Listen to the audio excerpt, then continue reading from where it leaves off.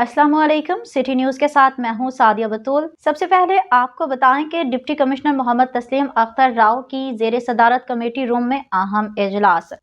Additional deputy commissioner, assistant commissioner और दीगर इदारों के सरबराहान ने शिरकत की। इसी हवाले से मज़ीद तफसीलात बता रहे हैं हकीम रियाज अहमद। डिप्टी कमिश्नर मोहम्मद तस्लीम अख्तर राव के ज़ेर सदारत कमेटी रूम में अहम इजलास। Additional deputy commissioner, assistant commissioner समेत तमाम ज़िली अदारों के सरबराहान इजलास में शरीक। इजलास में मुतलका अदारों को हदायत जारी की गई कि अवामुन्नास को जाए हादसा से 1 किलोमीटर के फासले पर रखा जाए, अपनी और शहरियों को सेफ्टी को यकीनी बनाया जाए।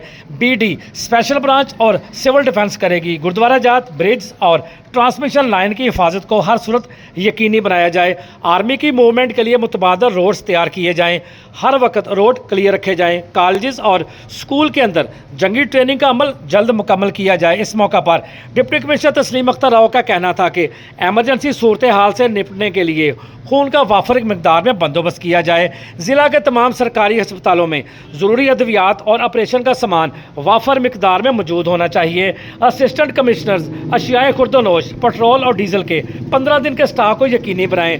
बर वक्त रिस्पॉन्ड ना करने वाले अफसरान और मुलाजमीन से सख्ती से पेश आएंगे। ज़िला भर के दफातर में मौजूद लगाए जाने वाले सायरन पर 24 घंटे अमला तैनात किया जाए।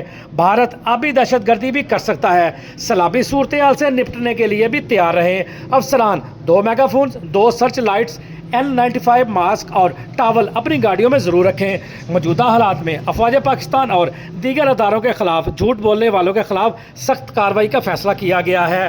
हकीम रियाज अहमद, सिटी न्यूज़, ननकाना साहब।